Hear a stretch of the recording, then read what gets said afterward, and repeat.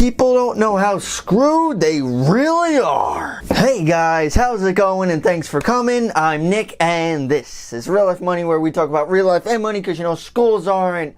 Don't forget to subscribe for more videos. So let's get started. So in this video, guys, I'm going over a very scary statistic and numbers where millennials are at financially. So I was thinking, right? Because that's what I normally do.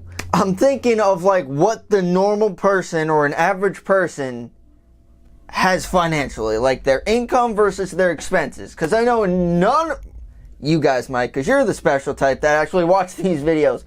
But most people out there don't do a budget at all. They don't know what the heck's going on with their money. So I will. So how I have it set up, guys, I have income, well, average income minus average expenses, being very generous, by the way, and letting you guys know how much an average millennial has after every month and after every year. I have some statistics. I put it on an Excel or numbers, whatever Mac has, and not very well done, but it's there. So hold on to your butts, guys. I'm keeping it simple here just because I like it simple. So this is how I have it structured out. We have the Excel right here, average millennial in 2018. So let's start with the income. So I looked up the Bureau, whatever the frick it is, Bureau of Labor and Statistics. So this shows median weekly earnings. So I highlighted the 25 to 34 year olds. That's like kind of right after college, starting life. So I have the total. I don't care what race you are. Under my concern, we're all the same race, the human race, so don't start that. But we can see median weekly earnings of $820. So you can see in the Excel or numbers, whatever. Weekly $820. On monthly is $3,280, and annually is just over $42,000. And that's the income. That's all the income, because people have just a job. There's no side businesses. There's no investing. There's no rental income. People have a job, and that's it. So that's what we're rolling with. So next are the expenses part. I just put up the main ones. Like, there are a lot of ones that I'm missing on purpose just to get the point across. So first, looking at the expenses here, I'm starting off with college debt because everyone has it. So we can see from here, this is from CNBC, excuse me, but from 2005 grew from $227 per month, and in 2016 is flirting with $400. So I'm keeping that number in the Excel. So going back to that, you can see $393 in monthly, and I just annualized that. So it's just around $4,700 a year. Next expense, you need a hot whip, right? So we're going into cars. Average monthly car payment is $523. Is disgusting to me. Now, you know, some people have less. Yes. However, a lot of people have more as well, and it's actually disgusting that, like, people that just come out of college with huge debt loads put on more debt on their car. So, you know, whatever. But that's the average. So you could see Excel, car monthly, $523, annually, just over $6,200. Fun fact, I didn't put any insurance on this list for the car. I didn't put any gas on the list. It's sitting in your driveway. That's the expense that we have. Moving on to the next bit, well, probably the biggest expense that most people have is rent or a mortgage. Now, I know people have no money because everyone's broke, so barely people could get a down payment for a house. So I'm looking at rent because that's what a lot of people do. So looking at the Excel again, numbers, whatever.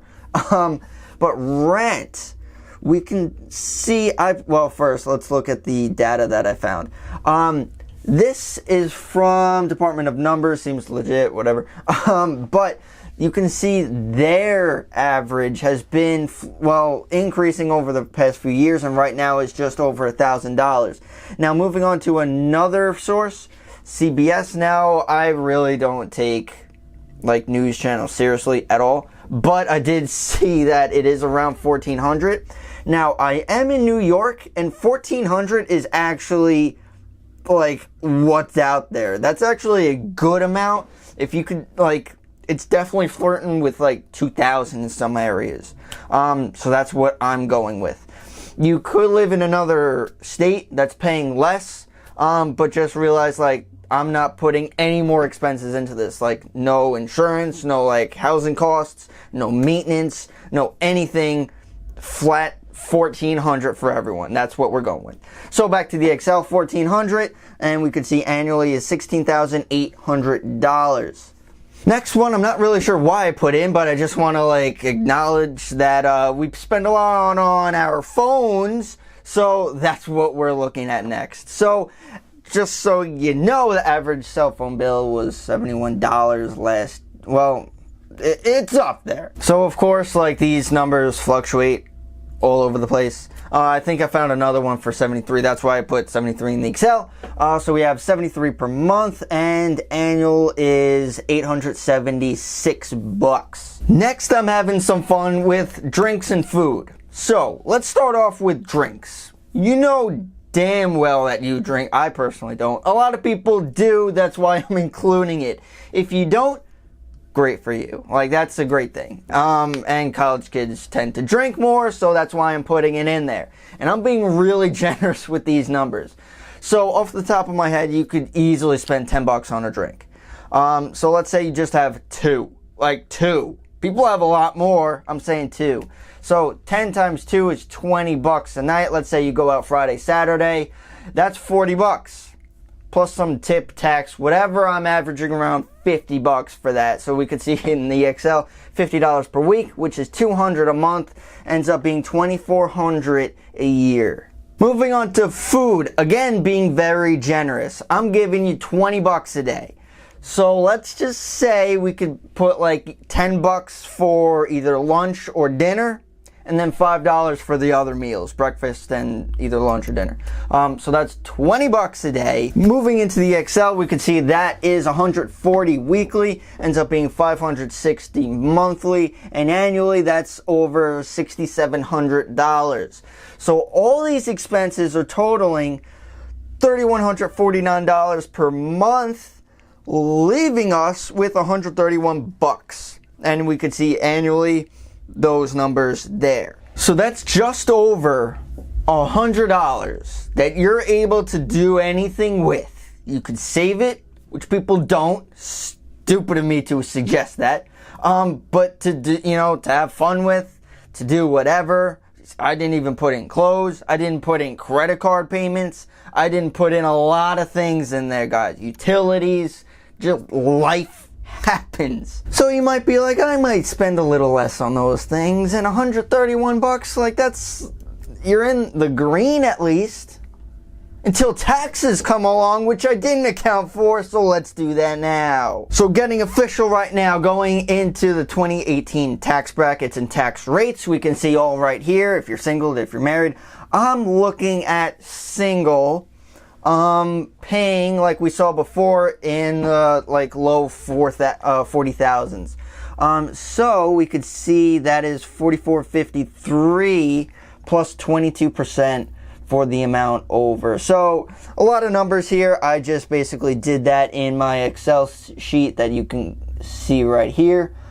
And so $4,453 before the 38,000 plus the little extra there, so that ends up being $3,939. Add that together, ends up being $5,300 extra, which is approximately around 12.5% tax rate. Those are a bunch of numbers. What you get out of that is, after taxes, you end up having $3,100 a month. And like we remember before, our expenses were just over that. So guess what? We are actually negative every single month, and per year we're losing over $400, close to $500 a year. And that is why you're screwed. If we're looking at average numbers here, guys, average income, average tax brackets, average expenses, and I was generous with expenses. There's a lot more out there. But to have like minimal expenses, we're technically negative every single month, proving that the average person lives paycheck to paycheck, why they will never get ahead, because all they're doing is paying these bills and they can't do anything else. And this is a perfect scenario for credit card companies to come in and offer you a credit card because you don't have any money, so you might as well put it on your card, so you get in more debt, your expenses go up, so you get in more red, and it's just your whole life is a downward spiral, living paycheck to paycheck, being miserable. That's the average person. That's the situation the average millennial is in 2018. And this is why I cannot stress enough that you have to control your money so it doesn't control you. If you're in this situation, your money is controlling you. You have to go to a job to make these expenses, to make these payments. And it sucks for a lot of people. So those were the numbers, guys. Overall, we're losing money every single month for the average millennial. So the next topic would be how to get out of that. So I do have previous videos, and I will continue making videos of getting out of these situations. Of course, one of the obvious ones is getting a better job, which we will probably talk about in the near future. So if you have any questions, comments, concerns, please leave them down below. I'd love to hear what you guys have to say. Thank you so much for watching, guys, and I'll see you in the next one. Proving why I don't want to be an average dude.